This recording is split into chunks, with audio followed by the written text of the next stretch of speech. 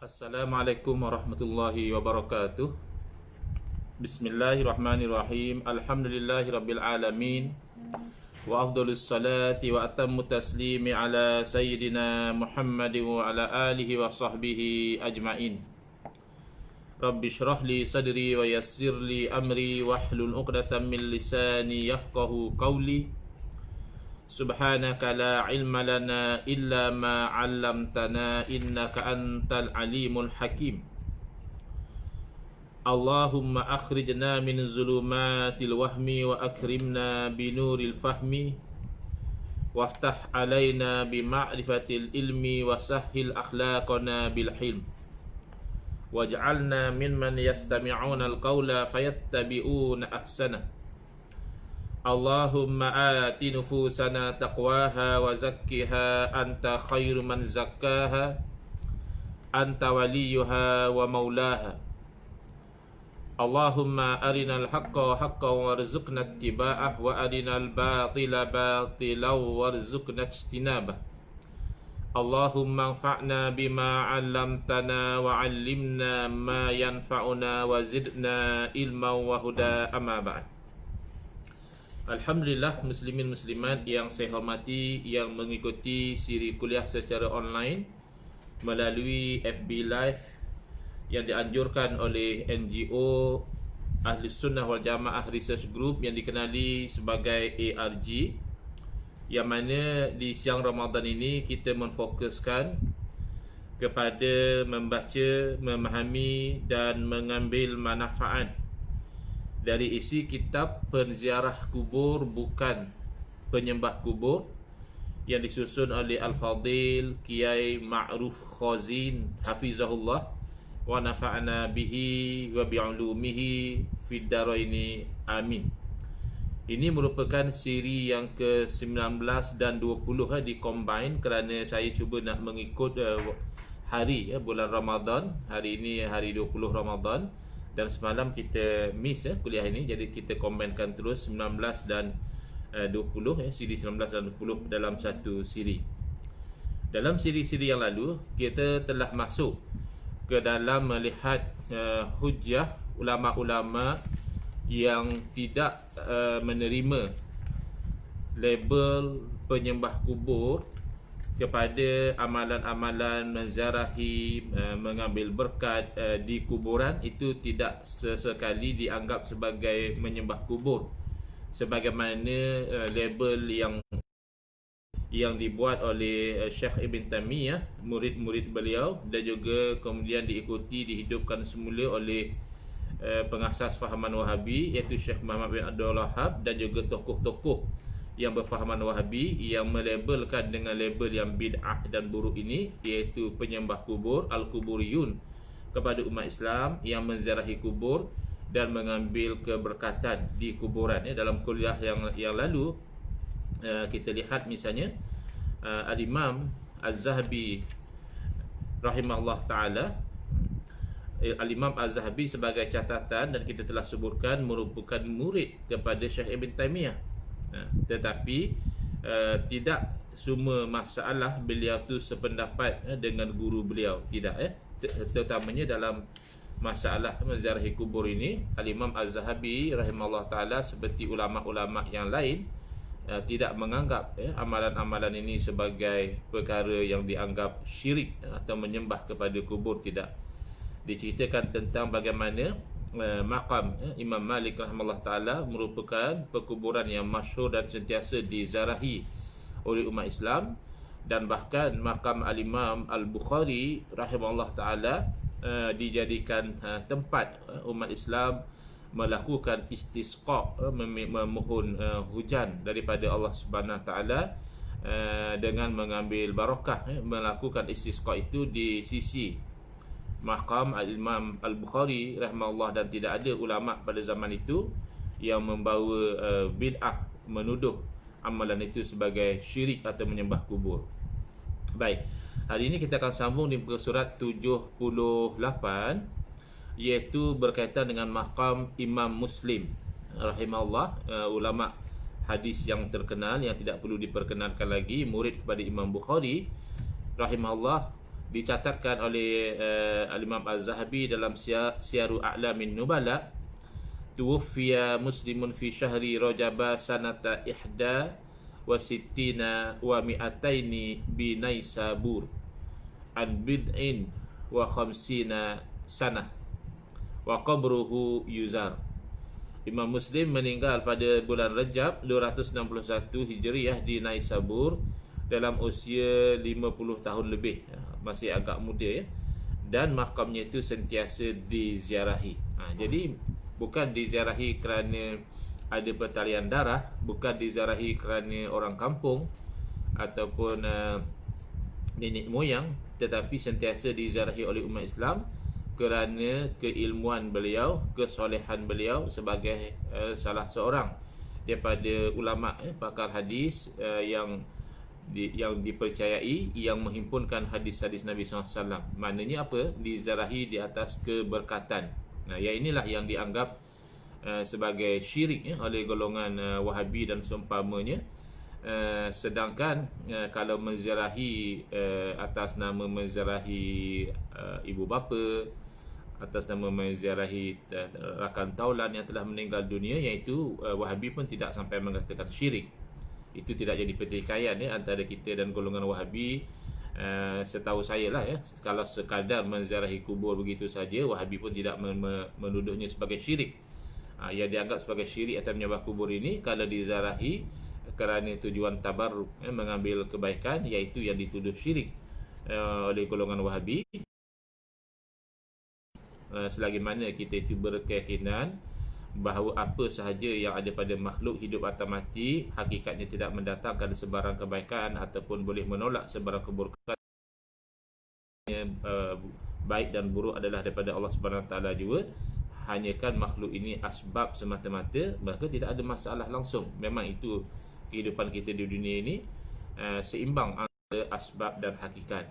Kita tidak boleh mengenepikan asbab atas nama hakikat. Misalnya tak mau makan atas nama yakin bahawa Allah yang mengenyangkan, ataupun kita tu melompat masuk ke dalam api dengan keyakinan bahawa api tidak menghanguskan, tetapi Allah Ta'ala yang membakar.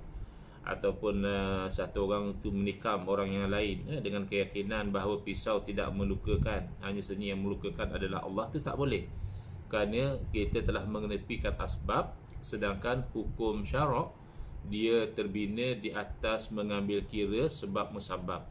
Yang kita katakan hakikat itu adalah perkara akidah yang perlu tersemat di dalam hati kita.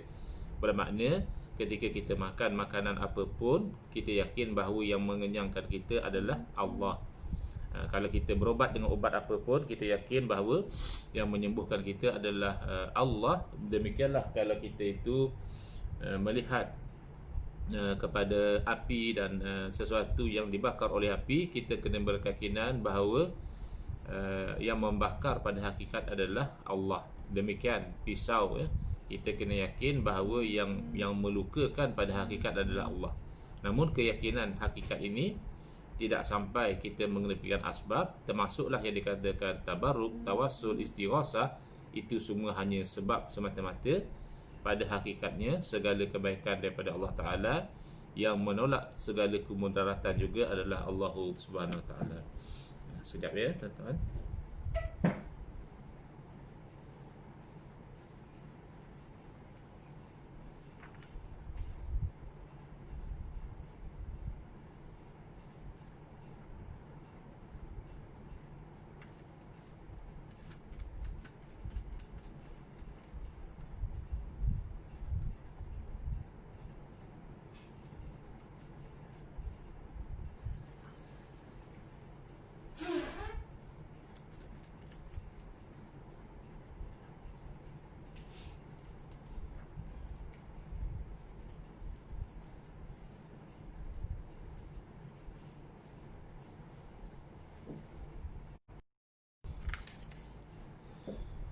Kemudian diceritakan lagi tentang makam Bakar ibn Qutaibah.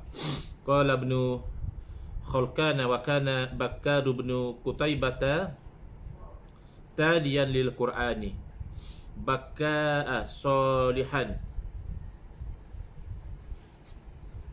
dayyina wa qabruhu masyhurun qad urifa bistijabati du'ai indahu. Juga dalam kitab Syiaru A'lamin Nubala tentang seorang tokoh ulama iaitu Bakar bin Qutaibah. Dia adalah seorang yang rajin sekali membaca Al-Quran. Kemudian dia ini orang yang bila membaca Al-Quran sering menangis, orang yang soleh, orang yang memang agamawan lah, orang yang berpegang teguh dengan agama. Dan makamnya itu memang masyhur, dan bahkan dikenali bahawa bila orang berdoa di sisi makamnya itu diperkenankan doa oleh Allah Subhanahu Wa Taala, mustajab, doa mustajab di sisi makam beliau. Jadi yang macam inilah yang dianggap syirik oleh golongan Wahabi, kerana kata dia seolah-olah kita itu pergi menyembah kepada kubur. Padahal tidak. Kerana makan apa pun, makan di sini bukan makam makan maknanya tempat. Tempat apa pun ada yang diberkati dan ada yang tidak. Maknanya kalau dari segi hakikat, semua tempat adalah makhluk Allah. Sama ada ia berupa masjid, sama ada ia sama ada ia berupa maqam, semua adalah makhluk Allah. Bila kata makhluk Allah, hakikatnya tidak boleh mendatangkan apa-apa kebaikan ataupun menolak sebarang kemudaratan. Tetapi sebagaimana zaman, ada zaman yang mubarak, waktu yang diberkati, yang mana diistijabahkan doa pada waktu-waktu tersebut. Misalnya seumpama waktu 1/3 malam yang kita selalu dengar dalam hadis Nabi SAW, itu waktu yang diistijabahkan doa. Jadi bukan masalah waktunya, itu Allah yang mengistijabahkan doa, tetapi pada waktu tersebut. Demikian juga misalnya kalau berdoa di multazam, berdoa di makam Ibrahim, berdoa di Raudah, ini adalah tempat-tempat yang diharapkan istijabah doa. Padahal baik makam Ibrahim, makam di sini bermakna asalnya tempat berdiri, qama yaqumu, berdiri, bukan makam dengan makna kata kuburan yang kita katakan dekat Kaabah tu ada makam Ibrahim. Asalnya tu tempat Nabi Ibrahim AS berdiri ketika membina Kaabah. Ada kesannya, tetapi dianjakkan ke belakang sedikit kerana untuk laluan tawaf. Sepatutnya lebih ke hadapan lagi, yang dikatakan makam Ibrahim itu. Itu antara tempat yang mustajab doa. Multazam antara Hajarul Aswad dengan pintu Kaabah itu tempat yang mustajab doa. Adakah bermakna multazam yang memperkenankan doa kita, atau makam Ibrahim yang memperkenankan doa kita, ataupun makam Sayyidina Muhammad sallallahu alaihi wasallam yang memperkenankan doa kita, ataupun Raudah, tempat Raudah tu, kapetnya, lantainya, dindingnya, tiangnya yang memperkenankan doa kita? Jelas tidak. Itu kan satu bentuk kebodohan kalau membayangkan demikian. Jelas yang memperkenankan doa kita adalah Allah Subhanahu Taala. Tetapi bila kita berdoa di tempat-tempat yang diberkati ini, maka kemungkinan istijabah itu sangat tinggi berbanding kalau kita berdoa di tempat-tempat yang lain. Jadi sama konsepnya, waktu yang diberkati dengan tempat yang diberkati. Jadi kalau menganggap orang tu menyembah kepada tempat, itu satu bentuk kebodohan lah. Maknanya ataupun su'uzon, buruk sangka terhadap umat Islam yang tak sepatutnya. Adakah saudara-saudara kita yang mendakapkan dada dan pipi mereka di multazam, menangis-nangis, merintih-rintih di situ sedang menyembah multazam? Tidak. Demikian orang yang berdoa di tepi kubur, adakah mereka itu sedang menyembah kubur? Tidak. Mereka hanya mengambil keberkatan, kebaikan daripada kesolehan orang yang bermakam di situ. Makanya tetap yang memberi apa segala perkenan doa Allah Ta'ala juga. Kemudian ulama Wahabi iaitu Syekh Al-Albani, beliau ternyata memberi penilaian siqah kepada Bakar bin Qutaibah, siqatun ataupun as-siqah dalam al-silsilah as-sahihah. Jadi beliau adalah seorang yang terpercayai dalam bidang ilmu hadis. Beliau adalah orang yang dipercayai riwayat beliau. Jadi yang menjadi sebab orang pergi berdoa di sisi makam beliau untuk mengharapkan istijabah doa daripada Allah Subhanahu Taala, bukan kerana beliau Tuhan atau beliau ada sifat ketuhanan atau beliau yang mampu memperkenankan doa, tidak.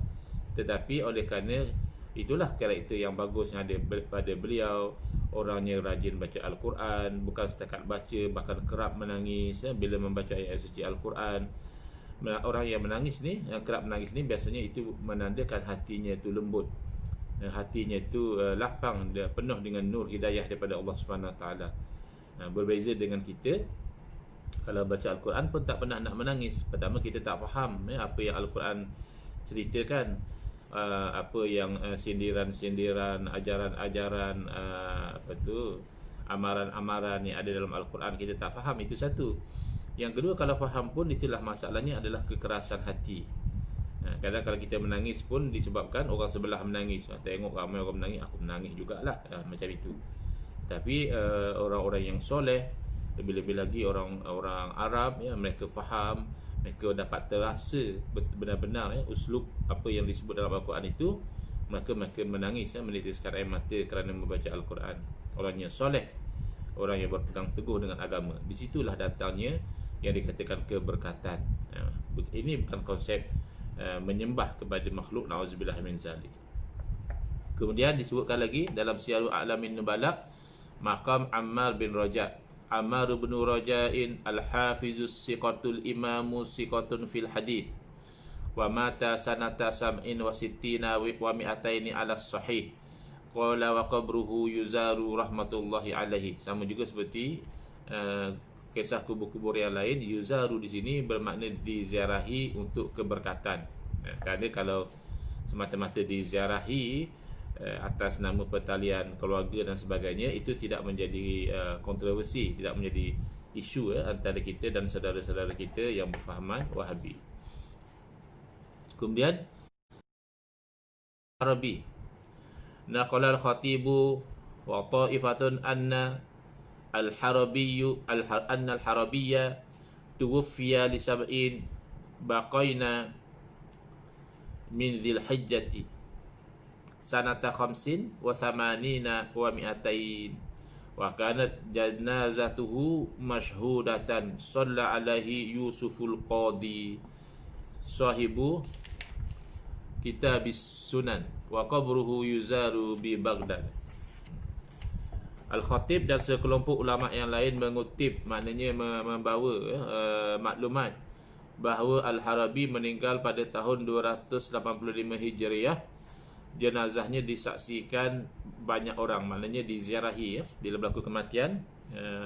Misalnya baru-baru ni katanya jenazah almarhum Ustaz Ismail Qamus, walaupun di musim PKP ni ramai sekali orang datang menziarahi.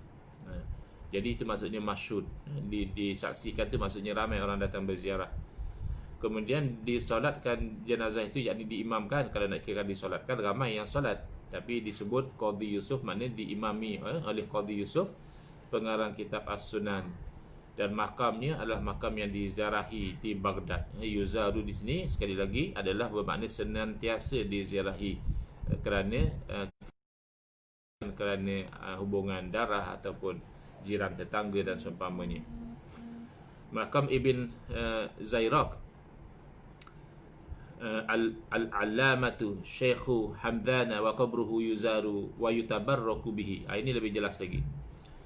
Ibn Zairaq adalah orang yang sangat alim, al-allamah, sangat alim. Zaman kita ni kita mudah saja gelar orang al-allamah, padahal allamah ni tempat yang sungguh tinggi. Alam ni atas wazan fa'al, sangat-sangat, bukan setakat alim biasa-biasa, alim betul. Jadi kita tengok satu orang pandai bercakap dalam live, kena pula percakapan tu dengan selera kita, terus kita labelkan dia al-allamah, title al-allamah itu. Tapi ini Ibn Zairaq ni memang betul-betul al-allamah, sangat alim. Dan beliau merupakan syekh di Hamzan, di nama tempat, dan kuburannya itu senantiasa diziarahi wa yutabarraku bihi, dan diambil keberkatan dengan kuburan tersebut. Yang ini yang jadi isu antara kita dengan Wahabi ni. Tentang ziarah semata-mata itu tak jadi isu. Tentang kita kata boleh ambil berkat di kuburan itu, yang Wahabi tak boleh terima, dan bahkan menganggapnya haram, dan bahkan lebih teruk melabelnya sebagai syirik ataupun menyembah kubur. Kemudian lagi Wahid bin Muhammad Abul Farajil Al-Hambali Al-Imamul Qudwatu Syekhul Islam Abul Faraji Abdul Wahid bin Muhammadin qultu tuwfiya fi dzil hijjati sanata sittin wa samanina wa arba'imi'ah babis saghir wa qabruhu masyhurun yuzaru wa yud'a indahu. Ini juga agak jelas ya.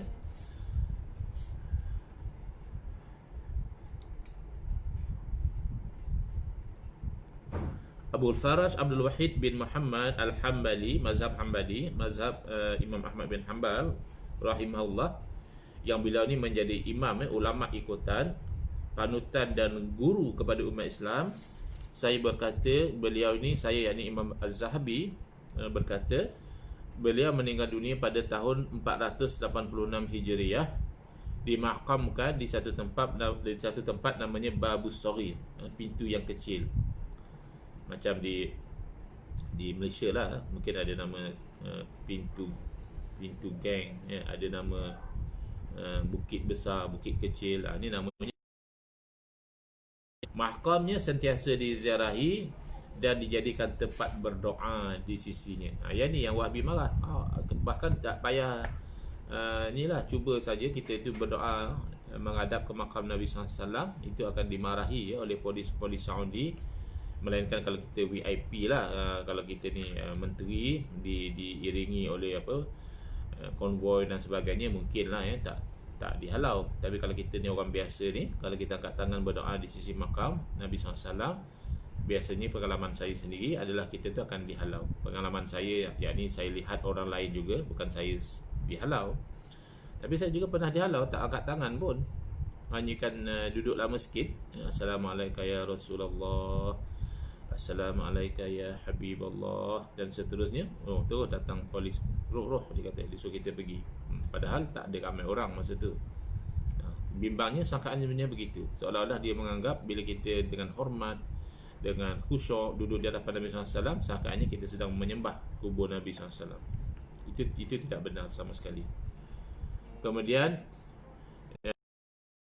Al-Ibar oleh Imam Az-Zahabi, wa ibnu Lalin al-Imam Abu Bakrin Ahmad ibn Ali ibn Ahmad al-Hamdani qala Syairawai kana thiqatan aw hada zamanihi muftiya Hamdana lahu musannafatun fi ulumil hadith ghayra annahu kana masyhuran bil fiqhi asha tis'ina sanatan wa du'a'u inda qabrihi mustajabun. Ini jelas. Ibnu Lalin adalah satu orang imam. Imam di sini bukan makna imam solat ya. Ini imam maknanya imam menjadi ikutan dalam ilmu. Gelaran beliau Abu Bakar, nama beliau Ahmad bin Ali bin Ahmad, nama nisbah pada tempat. Syairawih berkata, dia merupakan seorang yang siqah, yang terpercaya, dan orang alim yang tunggal di masanya. Apa maksud orang alim yang tunggal di masanya? Adakah tak ada orang alim lain di zaman dia? Ada. Tetapi maksudnya tidak ada orang alim lain yang mampu menyaingi keilmuannya. Itu maksudnya orang alim yang tunggal. Dan mufti daerah Hamzan. Dia memiliki banyak sekali karya di bidang hadis. Maknanya beliau ni ulama yang pakar dalam bidang hadis, tetapi beliau ni lebih masyhur dengan ilmu fiqh ya. Jadi kadang-kadang di zaman kita ni ada orang sangat keliru, dia menyangkakan kalau orang tu pakar fiqh, makna dia ni tak faham hadis ya. Jadi disangkakan ulama seperti Imam Syafi'i tak pakar hadis, ulama seperti Imam Abu Hanifah tak faham hadis ya. Ini adalah kekeliruan. Kerana untuk menjadi orang yang faqih, lebih-lebih lagi faqih dengan arti yang sebenar, orang yang mampu berijtihad, maka ulama-ulama ini merupakan orang-orang yang pakar hadis. Tetapi oleh kerana mereka ini lebih terkenal dengan fiqh, maka tidak terserlah kepakaran hadis mereka itu. Bukan berarti mereka tidak pakar, mereka pakar, tapi mereka lebih terkenal dalam bidang fiqh, seperti Al-Imam Ibn Ladin ini. Dan dia hidup, umurnya agak panjang, sekitar 90 tahun. Berdoa di kuburnya adalah mustajab. Tengok, jelas disebut situ. Maknanya orang pergi berdoa di sisi kuburnya itu, pengalaman mereka dapati diperkenankan oleh Allah Subhanahu Wa Taala doa mereka, bukan pergi menyembah. Tolonglah ya kawan-kawan, saudara-saudara kita yang berfahaman Wahabi, kena perbetulkan semula. Saya tengok apa tu, sikit sajalah saya tengok live antara Menteri Agama dengan Ustaz Azhar Idrus, ya, awal-awal dulu. Ada kan Menteri Agama nak soal satu soalan kepada Ustaz Azhar Idrus. Dia kata, ni saya nak tanya soalan ni, Ustaz kena betul dulu kepala ni, kena betul kepala. Nampak kepala Ustaz Azhar okey je, tak sengit, tak apa yang nak diperbetulkan. Maksudnya di situ otak tu kena fine tune, kena adjust, cara berfikir tu kena adjust. Itu maksudnya betul kepala. Orang Terengganu kata betul kepala tu maknanya perbetulkan cara berfikir. Jangan semata-mata orang berdoa di kuburan disangkakan orang itu sedang menyembah kubur. Tidak. Kemudian maqam Salih bin Ahmad Al-Hamzani, Salih bin Ahmad bin Muhammadin Al-Hafizil Al-Kathir As-Silqi Al-Mu'ammari Abul Fadli At-Tamimi Al-Hamdani Dzakarahu Syairawayh fi tarikhihi faqala kana ruknan min arkanil hadith thiqatan hafizan dayyinan la yakhafu fillahi lawmata laimin wa lahu musannafatun ghaziratun tuwfiya fi Sya'bana sanata 84 wa 300 wa du'a'u inda qabrihi mustajabun. Ini dalam kitab Tadhkiratul Huffaz lil Imam Az-Zahabi. Salih bin Ahmad bin Muhammad Al-Hafiz, maknanya orang yang banyak menghafal ilmu hadis-hadis Nabi SAW dalam bilangan tertentu dan ada kepakaran tertentu, maka digelar sebagai Al-Hafiz. Kalau di zaman kita ni menghafal Quran pun sudah digelar Al-Hafiz. Padahal di zaman dahulu tidak digelar pun menghafal Al-Quran ni, sebab ramai yang menghafal Al-Quran, jadi tidak dibezakan dengan Al-Hafiz. Al-Hafiz ni lebih kepada yang banyak jujurnya. Mana orang ni memang terkenal jujur betul orang ni, ulama ini. Digelaran beliau Abul Fadl, ke nisbah keturunan At-Tamimi, nisbah tempat Al-Hamzani. Lalu Syairawayh menyebutkan dalam tarikhnya, tarikh maknanya sejarah, bahawa dia termasuk ahli hadis yang terpercaya sampai level Al-Hafiz, dan seorang yang sangat kuat beragama, teguh pegangan agama dia. Dia tidak takut celaan orang lain dalam agama Allah. Maknanya dalam menegakkan hukum Allah, syariat Allah, agama Allah ni, dia tak kisah kalaupun orang cela, orang maki, orang hamun, terpulanglah, tak kisah. Bukan itu yang nak dicari, nak cari ridha Allah. Dan dia mempunyai banyak karya kitab. Meninggal dunia pada tahun 384 Hijriah. Berdoa di kuburnya adalah mustajab. Jadi ini Imam Az-Zahabi tidak komplain, Selalu orang-orang Wahabi suka mengambil pandangan-pandangan pendirian Al-Imam Az-Zahabi rahimahullah ta'ala. Mungkin kerana Al-Imam Az-Zahabi salah seorang daripada murid Ibn Taymiyah, tetapi kalau barangkali tidak perasan dalam bab berdoa di sisi kubur, mengambil berkat dari kuburan ini, Al-Imam Az-Zahabi tidak satu pendirian dengan guru beliau, iaitu Syekh Ibn Taymiyah.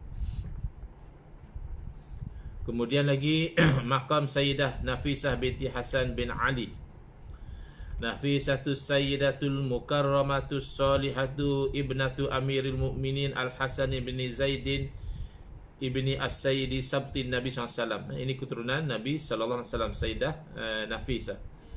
Jadi memuliakan. Ini lagi satu masalah dengan golongan Wahabi. Dia ingat semua benda yang sama macam Syiah tu menunjukkan orang tu Syiah. Tidak, memuliakan keturunan Nabi SAW tu masih ahli sunnah wal jamaah.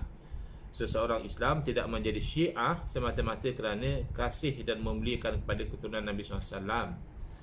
Sebaliknya dia menjadi Syiah sekiranya ketaksupan dia terhadap keluarga Nabi SAW membawa dia kepada membenci kepada para sahabat, apatah lagi mencaci maki pada sahabat, iaitu Syiah namanya, ataupun lain-lain bid'ah yang dilakukan oleh golongan Syiah. Adapun menentang Wahabi itu bukan indikasi orang tu Syiah. Betul Syiah tak ngam dengan Wahabi, itu kita tidak nafikan. Tetapi Ahli Sunnah wal Jamaah juga tidak menerima kedua-duanya. Ahli Sunnah wal Jamaah menerima penyelewengan golongan Syiah. Ahli Sunnah wal Jamaah juga tidak menerima penyelewengan golongan Wahabi. Jadi ada satu bentuk escapism golongan Wahabi yang sudah tidak boleh berhujjah. Dia akan menuduh, melabelkan kita yang melawan fahaman dia itu sebagai Syiah. Ni Syiah lah ni. Sesiapa yang bercakap tentang Wahabi, itu tandanya dia Syiah. Tidak. Sama juga di sini memuliakan keluarga Nabi SAW semata-mata itu tidak menjadikan seorang itu Syiah. Memang disebut ni Al-Mukarramah. Sayyidah Nafisah ni orang yang dimuliakan, lagi soleh, wanita yang soleh, keturunan Nabi SAW.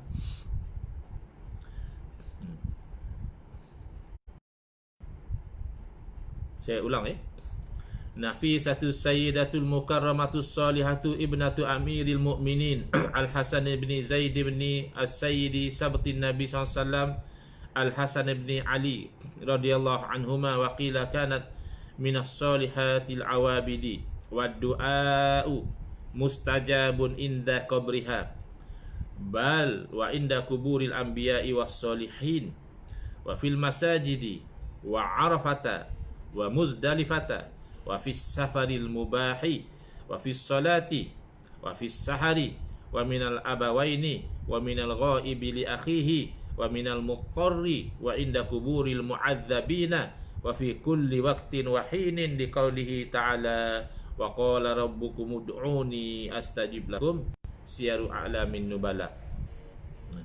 Jadi Al-Imam Az-Zahabi rahimahullah ta'ala menceritakan Nafisah merupakan sayyidah, maknanya satu perempuan yang mempunyai keturunan yang baik, keturunan Nabi SAW, iaitu mulia lagi soleh, putri Amirul Mukminin Hasan bin Zaid bin Hasan bin Ali. Dia termasuk wanita soleh yang ahli ibadah. Lalu doa di sisi makamnya adalah mustajab, diperkenankan oleh Allah. Tapi Imam Az-Zahabi meluaskan lagi. Ini satu bentuk pembukaan minda yang bagus sebenarnya, bahawa tak ada masalah berdoa di sisi makam Sayyidah Nafisah mustajab. Adakah makna kita pergi sembah makam beliau? Tidak. Bahkan di dekat makam para nabi juga mustajab doa. Adakah kita menyembah makam para nabi? Tidak. Juga di sisi makam orang soleh, adakah kita menyembah orang soleh? Tidak. Demikian juga berdoa di masjid mustajab. Adakah kita itu menyembah masjid bila kita nak doa pergi ke masjid? Demikian berdoa di Arafah mustajab.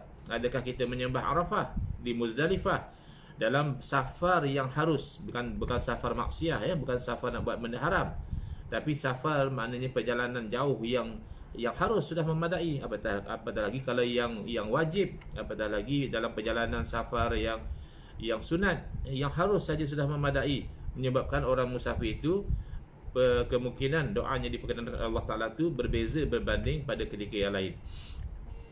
Ini ketika sahur juga istijabah doa, bukan menyembah waktu sahur. Doa kedua orang tua, kalau ibu bapa mendoakan kepada anaknya, itu juga mustajab, bukan bermakna menyembah ibu bapa. Doa daripada orang yang jauh, maknanya orang tu mendoa di belakang. Tak tahu orang tu daripada jauh dia mendoakan kita. Mana tahu kalau ada orang tengok live Ustaz Engku ni, dia mendoakan Ustaz Engku ni dapat hidayah. Alhamdulillah. Ustaz Engku tak tahu pun dia doakan, tapi doa bizahiril ghaib macam itu, doa di belakang orang yang didoakan itu mustajab. Dan bahkan dalam hadis disebutkan bahawa malaikat yang akan mengaminkan doa dan mendoakan bahawa bagi kamu, orang yang mendoakan itu sama apa yang kamu doakan buat saudara kamu tadi. Jadi ini antara doa yang bagus. Ada juga yang terus sebut dalam ruangan komen dalam sehari dua lepas, ada satu orang, saya agak perempuan lah, pakai nama Sri Kandi Muslimah. Saya tengah-tengah kuliah online, saya terperasan ada komen, moga Ustaz Engku ni dapat hidayah. Jadi saya tengok selepas live lah, baru saya ada masa nak tengok. Kadang-kadang tak tengok juga, mengantuk dan sebagainya. Saya lihat ada juga komen-komen yang marah kepada beliau. Mungkin kerana beliau membawa fahaman Wahabi mungkin, ya. Tapi bagi saya, oleh kerana dia mendoakan hidayah, saya aminkan saja. Kerana itu doa yang baik. Lainlah kalau dia mencaci maki kita, ya. Dia cuma datang cakap moga-moga Ustaz Ampuni diberi hidayah oleh Allah Subhanahu Wa Taala. Alhamdulillah, amin ya rabbal alamin. Tapi itu bukan doa bizahiril ghaib, sebab dia mengungkapkan. Jadi saya tahu dia doakan saya. Yang maksudnya bizahiril ghaib ni, orang yang didoakan tak tahu pun. Kenapa? Kerana begitu menunjukkan keikhlasan. Kita kadang-kadang mendoakan orang ni ada unsur mujamalah, ada unsur bermuka-muka, ada unsur hubungan, PR kita dengan orang tu, maka kita doakan dia. Tapi kalau dia pun tak tahu, kita mendoakan dia ni. Misalnya ada antara saudara-saudara ni yang duduk dengar live saya ni, cuba doa yang baik-baik untuk saya pun tak tahu. Bagusnya apa? Bila begitu berlaku, malaikat yang mengaminkan doa tersebut, dan malaikat mengatakan juga bagi kamu apa yang kamu doakan. Cuba doa yang baik-baik untuk saya. Mana tahu malaikat aminkan itu membawa kepada istijabah, dan orang yang mendoakan juga mendapat sama seperti yang didoakan, kebaikan yang didoakan tersebut. Tak payah tulis di ruangan komen, doa saja tanpa saya tahu. Kalau sudilah, ya. Baik, kemudian doa orang yang muttar ni orang yang terdesak betul.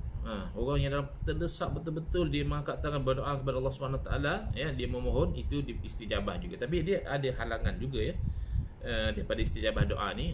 Walaupun orang itu muttar sekalipun, tapi kalau makan haram, ya, minum haram, ya, terlibat bergelumang dengan benda-benda yang haram, pakaian pun daripada sumber yang haram dan sebagainya, dalam hadis menunjukkan bahawa itu menjadi halangan kepada istijabah doa. Kerana dalam hadis itu digambarkan orang tu seolahnya orang yang musafir, rambutnya dah kusut masai, ya, dah dalam pada berdebu. Ya Rob, ya Rob, dia berdoa.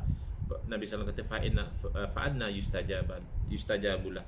Macam mana nak diperkenankan bagi dia? Sebab makan haram, minum haram, dia hidup pun dengan benda yang haram, pakaian daripada sumber yang haram. Jadi ini secara umum saja. Maknanya kalau waktu muttar, waktu berdoa dalam keadaan terdesak, itu istijabah doa daripada Allah Subhanahu Wa Taala. Dan bahkan dekat kuburan orang yang sedang diseksa, mana kita tahu dia diseksa? Allah alam lah, kita tak tahu. Tapi mungkin ada sebahagian daripada orang-orang soleh, Allah itu dapat gambaran bahawa orang dalam kubur itu sedang diseksa. Atau daripada Nabi SAW sendiri jelas, bagi dia tahu kalau orang dalam kubur itu sedang diseksa. Jadi kita berdoakan itu supaya diringankan siksaannya, itu insya-Allah diistijabahkan oleh Allah Subhanahu Taala, dan secara umum pada setiap waktu. Yang tadi itu adalah istijabah secara khusus, ya, pada kuburan dia, di masjid, di Arafah, di Muzdalifah, doa orang yang berada jauh daripada kita, di belakang kita, doa ibu bapa, itu secara khusus. Kalau secara umum pada setiap waktu. Kenapa? Kerana berdasarkan kepada janji Allah Subhanahu Taala, wa qala rabbukum ud'uni astajib lakum. Tuhan kamu berfirman, ud'uni, doa, mintalah kepada aku, astajib lakum, nescaya aku perkenankan bagi kamu. Kemudian ini dalam cerita ini dalam Syiar A'lamun Nubala. Kemudian maqam Saleh bin Yunus, panjang, tak apa, ya. Kita nanti selepas cerita makam-makam ni, banyak sebab cerita pun memang cerita tentang ziarah kubur. Baru nanti kita akan lihat isu-isu yang lain seperti membaca Quran di kuburan dan seumpama dengannya, nanti akan ada, ya. Ini memang banyak cerita makam. Nak menolak golongan yang menyangkakan bahawa umat Islam yang melakukan perkara-perkara ini adalah penyembah kubur, maka musyrik, halal darah dan seumpamanya, itu kita nak tolak. Makam Saleh bin Yunus, Salih bin Yunus Abu Shu'aib al-Wasiti az-Zahidi, kana min sadati sufiyah, tuwfiya sanata sanataini wa thamanina wa mi'ataini bir-ramlati, wa du'a'u inda qabrihi mustajabun. Tarikhul Islam lil Imam Az-Zahabi. Saleh bin Yunus Abu Shu'aib al-Wasiti, satu orang yang zuhud, ya. Dia termasuk orang yang terkemuka di kalangan ahli sufi. Ulama-ulama juga, tapi dia lebih terkenal sebagai ahli sufi. Beliau meninggal dunia pada tahun 282 Hijriah di Ramlah, dan berdoa di sisi makamnya itu adalah mustajab. diperkenalkan oleh Allah Ta'ala. Makam Ahmad bin Muhammad An-Nahawandi, Ahmad bin Muhammad ibni Ali ibn Muzda'an Abu Ali Al-Qawmasani An-Nahawandi Az-Zahid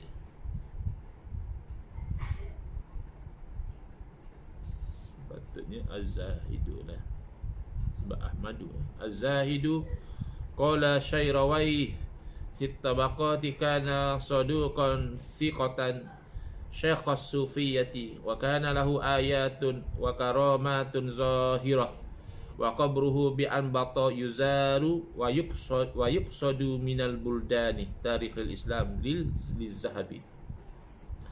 Ahmad ibn Muhammad ibn Ali ibn Muzdi'an Abu Ali Al-Qawmasani An-Nahawandi, satu orang yang zuhud.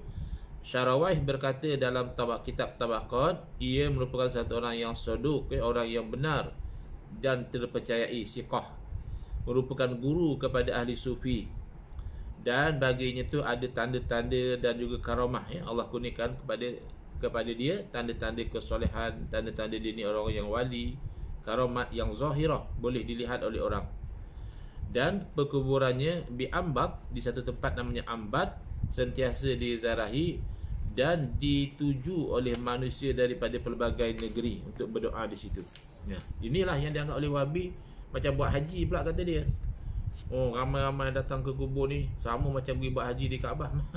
Ziarah kubur, buat haji. Kenapa jadi beku cara berfikir macam tu? Tak betul. Tak boleh beza antara buat haji dengan ziarah kubur. Habis kenapa daripada berbagai negeri? Ialah kerana orang soleh. Itulah istimewanya orang soleh. Bukan saja ketika telah meninggal dunia juga orang masih nak menziarahi. Kalau macam seumpama kita meninggal dunia, siapa yang nak ziarah? Setakat ahli keluarga kita tu pun sehari dua, lepas tu malas tak nak ziarah kita. Makam Al-Hamdani Al-Jassas Abu Muhammad Al-Hamdani Al-Jassas wa qabruhu yuzaru wa yu'azzamu tarikhul Islam. Abu Muhammad Al-Hamdani Al-Jassas, kuburannya itu diziarahi dan dimuliakan. Bukan muliakan batu di kuburan tu, bukan muliakan tanah di kuburan tu. Memuliakan tu sebenarnya memuliakan orang yang di dalam kubur. Jadi orang soleh ini kita bukan hanya muliakan ketika dia masih hidup lalu kita sudah tidak muliakan dia selepas dia mati. Bukan begitu. Dia hidup atau mati, kesolehannya tidak terjejas. Baik. Makam Ja'far Al-Abhari, Ja'farul Al-Abhari tuwfiya fi Syawal an 78 sanatan wa qabruhu yuzaru wa yubajjalu ghayat at-tabjil. Ja'far Al-Habari ini meninggal dunia pada bulan Syawal pada usia 78 tahun, dan perkuburannya sentiasa diziarahi dan dimuliakan dengan sebenar-benar kemuliaan. Sampai macam itu. Macam itu kalau di sisi Wahabi, musyrik lah. Muliakan kubur. Apa masalahnya? Bukan kita muliakan mayat tu. Mayat tu pun kalau orang Islam kan dimuliakan. Maknanya dijaga dengan baik dan tidak dibuat lebih kurang. Tapi maksudnya tidak kita muliakan jasad itu, tidak kita muliakan tanah di situ, tidak kita muliakan rumput-rumput di situ. Yang kita muliakan sebenarnya itu adalah kesolehan bermakam di situ. Kerana itulah punca keberkatan. Kesolehan itu yang menjadi punca keberkatan. Makam Ali bin Humaid, Ali bin Humaidin, banyak panjang sekali. Ini Imam Zahabi saja dicatatkan. Belum lagi yang dicatat oleh ulama-ulama yang lain. Ali bin Humaidin Ibn Ali Ibn Muhammad Ibn Humaid Ibn Khalidin Abul Hasan Az-Zuhali, Imamu Jami'i Hamzana wa Ruknus Sunnati biha, wa tuwfiya fi 12 Jumadal Ula, wa qabruhu yuzaru wa yutabarraku bihi tarikhul Islam. Ali bin Humaid bin Ali bin Muhammad bin Humaid bin Khalid Abu Hasan Ad-Dahli, imam di Masjid Jami'. Ini betul imam solat. Tapi imam juga dalam ilmu. Ada ulama yang dia itu imam dari segi keilmuan dan dia juga imam dari sudut mengimamkan solat. Ini imam di Masjid Jami' Hamzan, dan adalah merupakan tokoh sunnah yang mempertahankan sunnah Nabi SAW. Zaman kita ni yang dikatakan tokoh sunnah ni Wahabi. Masalahnya dia pula yang meninggalkan sunnah Nabi, yang menyelewengkan sunnah Nabi, dia pula menggelarkan dia itu sebagai sunnah ataupun ustaz sunnah. Tidak. Ahli sunnah wal jamaah itulah sebenarnya ustaz sunnah, ulama-ulama sunnah, bukannya Wahabi. Dan beliau meninggal dunia pada 12 Jumadil Ula, makamnya sentiasa dizarahi dan diambil keberkatan darinya. Juga dianggap syirik oleh Wahabi ambil berkat dengan makam. Makam Ustaz Abu Bakar, qala Abdul Ghafir fi siyaqit tarikh, al-Ustaz Abu Bakrin qabruhu bil hirati yustasqa bihi. Dalam Syiaru A'lamin Nubala, berkata Abdul Ghafir dalam kitab Siyaqut Tarikh, Ustaz Abu Bakar yang berada di kuburannya berada di Hirah itu sentiasa dijadikan tempat istisqa. Orang ramai berdoa kepada Allah meminta hujan di situ. Juga dianggap syirik oleh Wahabi. Kerana istisqa kata mereka minta dengan Allah. Ialah minta dengan Allah. Tapi minta di sisi kuburan itu nampak bahkan oleh Allah, jadi orang pergi ke situ. Itu namanya asbab. Kadang-kadang sama juga macam orang kata, kamu kalau memancing ikan, kamu pakai umpan ni, senang dapat. Pakai umpan tu banyak dapat ikan. Adakah kita menyembah umpan? Tidak. Hanya itu pengalaman. Bila pakai umpan tu, ikan suka makan. Bila berdoa di situ, Allah perkenankan. Itu saja. Makam Ustaz Abu Bakar, wal hulhulu qaryatun biha qabru Yunus sallallahu alaihi wasallam fima yuqal wa hiya bainal Qudsi wal Khalil, aqama biha 7 sinin, bana biha masjidan wa ta'abbada fihi bainal Faranji wa sami'na annahum kanu yatabarrakuna bihi wa ya'taqiduna fihi tarikhul Islam. Tak kena dengan tajuk. Makam Ustaz Abu Bakar kan ni, makam Nabi Yunus kalau ikut apa yang diceritakan ni. Makam Ustaz Abu Bakar yang atas tadi, ni makam Nabi Yunus alaihissalam. Hulhul adalah sebuah desa yang terdapat di sana makam Nabi Yunus alaihissalam. Fima yuqal, dalam satu pandangan lah. Dia bab makam ni tak perlu mesti nak dalil yang qat'i. Kadang-kadang Wahabi mengisukan juga, katanya itu tak pasti pun makam Nabi Yunus. Tak ada masalah lah. Dia hanya masalah benda kita nak tetapkan. Sebab benda itu bukan berlaku baru. Kalau berlaku baru senang, ni kubur siapa, ni kubur siapa, ni kubur siapa. Baru minggu lepas ditanam, baru tahun lepas orang tahu. Ni kan makam para Nabi dah lama. Jadi ada yang berpandangan makam Nabi Yunus di sini, di Hulhul ni. Ada yang berpandangan tak, makam Nabi Yunus di tempat lain. Tak masalah lah, bukan tempatnya tu, tapi orangnya tu, seorang Nabi. Kalau pun bukan di Hulhul itu makam ni, tak ada masalah.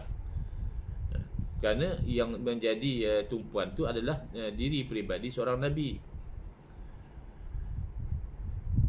Dan ia ada Hulhul ni antara Al-Quds dan juga Al-Khalil. Dikatakan bahawa Nabi Yunus AS tinggal di sana selama 7 tahun, dan baginda membina di sana sebuah masjid, dan baginda beribadah dalam masjid itu, ya, Bainal Faranji.